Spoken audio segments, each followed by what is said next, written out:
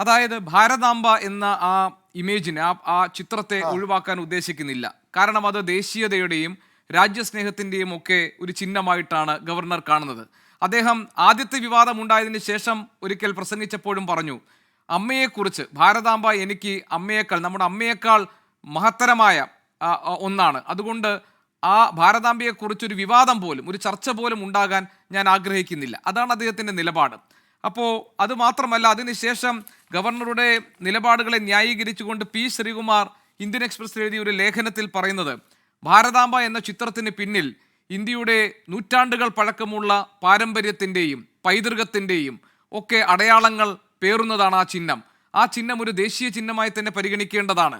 അപ്പോൾ ഇത്തരം ഇതിൻ്റെ സാംസ്കാരിക പൈതൃകത്തെയും സാംസ്കാരിക മൂല്യങ്ങളെയും രാഷ്ട്രീയവൽക്കരിക്കാൻ ശ്രമിക്കുന്നതിൻ്റെ ഭാഗമാണ് ഇത്തരം ചിത്രങ്ങളോടുള്ള ഒരു വിരക്തി, ഒരു വിമുഖത എന്ന് ആണ് അവർ അതിനെ ന്യായീകരിക്കാൻ ശ്രമിക്കുന്നത്. ഇതിന് ഒരു മറുപടിയോ വിശദീകരണമോ നൽകേണ്ട ബാധ്യത മന്ത്രിക്കും സർക്കാരിനുമുണ്ടോ?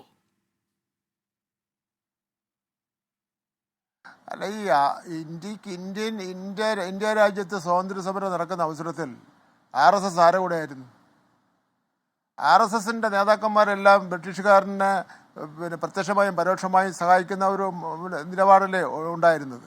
അത് രാജ്യത്തുള്ള എല്ലാവർക്കും തന്നെ അറിയാവുന്ന കാര്യമാണല്ലോ. ഇപ്പോൾ പിന്നെ അവർക്ക് ഈ ഭാരതാംബ എന്നെല്ലാം ഉള്ള രാജ്യസ്നേഹം എവിടെ നിന്ന് കിട്ടിയതാ? BJP, RSSന്. BJP ഇക്കാര്യത്തിലില്ല, ക്ഷമിക്കണം. RSSന് എവിടെ നിന്നാണ് കിട്ടിയത്? RSS ഈ രാജ്യത്തിന് വേണ്ടി എന്ത് ചെയ്തിട്ടുണ്ട്? രാജ്യത്തെ ഏതെങ്കിലും നിലയിൽ വർഗീയവൽക്കരിച്ച് ഇന്ന് ലോകത്തെ പല രാജ്യങ്ങൾ തമ്മിൽ നടക്കുന്ന പോലുള്ള സംഘർഷം നടക്കാൻ ഉതകുന്ന രൂപത്തിലുള്ള പ്രവർത്തനമല്ലേ RSS ചെയ്തുകൊണ്ടിരിക്കുന്നത്? ഇവിടെ മതേതര ജനാധിപത്യ ഇടതുപക്ഷ പ്രസ്ഥാനങ്ങളിലായിരുന്നുവെങ്കിൽ നമ്മുടെ ഇന്ത്യ രാജ്യത്തിൻ്റെ സ്ഥിതി എന്താണ്? ഇപ്പോഴും അവർ നിൽക്കുകയല്ലേ, ഹിന്ദു രാഷ്ട്രം സ്ഥാപിക്കുന്നതിന് വേണ്ടി ഞങ്ങൾ നിൽക്കുകയാണെന്ന് പറഞ്ഞുകൊണ്ട് നിൽക്കുകയല്ലേ. അതെല്ലാം നമ്മളതിനെ കാണാതിരുന്നിട്ട് കാര്യമില്ലല്ലോ. അതിനു വേണ്ടിയുള്ള കാര്യങ്ങൾ ചെയ്തുകൊണ്ട് ഇരിക്കുകയാണല്ലോ. അവർക്ക് ഒരു ഇന്ത്യ രാജ്യത്ത് അവർ പിന്തുണയ്ക്കുന്ന ഒരു ഗവൺമെൻറ് ഭൂരിപക്ഷമുണ്ട് എന്നുള്ളത് കൊണ്ട് എന്തൊക്കെ കാര്യങ്ങളാണ് ചെയ്തുകൊണ്ടിരിക്കുന്ന? ഒരുപാട് ജനാധിപത്യ വിരുദ്ധമായിട്ടുള്ള കാര്യങ്ങൾ ചെയ്തുകൊണ്ടിരിക്കുകയാണ്. പക്ഷെ അതിനെല്ലാം തിരിച്ചടി ഉണ്ടാവും എന്നുള്ള കാര്യത്തിൽ യാതൊരു തർക്കവും വേണ്ട. ഈ മിനിസ്റ്റർ സംസാരിച്ചപ്പോൾ നമ്മുടെ സംസ്കാരത്തെക്കുറിച്ച് പറഞ്ഞു, ഇപ്പോൾ മലയാളികളുടെ ഒരു രീതിയെക്കുറിച്ച് പറഞ്ഞു. ആരെങ്കിലും എന്തെങ്കിലും പറയുന്നത് കേട്ടിട്ടല്ലല്ലോ ഒരു വ്യക്തിയെ, പ്രത്യേകിച്ച് ഭരണഘടനാ പദവിയിൽ ഇരിക്കുന്ന ഒരു വ്യക്തിയെ നമ്മൾ വിലയിരുത്തേണ്ടത്. അതുകൊണ്ട് മുഖ്യമന്ത്രി നന്നായി തന്നെ അദ്ദേഹത്തെ പരിഗണിച്ചു, നല്ല രീതിയിൽ തന്നെ നല്ല ബന്ധവുമായി മുന്നോട്ട് പോകാൻ ആഗ്രഹിച്ചു. ആ നിലയിൽ പോകുമ്പോഴാണ് ഇപ്പോഴിതൊരു കല്ലുകടി പോലെ ഉണ്ടായിരിക്കുന്നത്. പക്ഷേ ഇതിൽ ഒരു പ്രശ്നം മിനിസ്റ്റർ, ഇത് അങ്ങനെ അബദ്ധത്തിൽ സംഭവിച്ചതല്ല എന്ന് വ്യക്തമായല്ലോ. കാരണം ഗവർണർ ഒരു അടി പോലും പിന്മാറാൻ തയ്യാറല്ല. അദ്ദേഹത്തിൻ്റെ നിലപാടിൽ ഉറച്ചു നിൽക്കുന്നുണ്ട്. മാത്രമല്ല, അതിൽ എന്തെങ്കിലും ഒരു പിഴവോ തെറ്റോ ശരികേടോ ഭരണഘടനാ വിരുദ്ധമായി എന്തെങ്കിലും ഉള്ളതായി അദ്ദേഹം കാണുന്നുമില്ല. അതുകൊണ്ട് ഇനിയും ഈ ചിഹ്നങ്ങൾ പ്രത്യക്ഷപ്പെടും. അങ്ങനെയാണെങ്കിൽ സർക്കാർ എന്ത് നിലപാട് സ്വീകരിക്കും?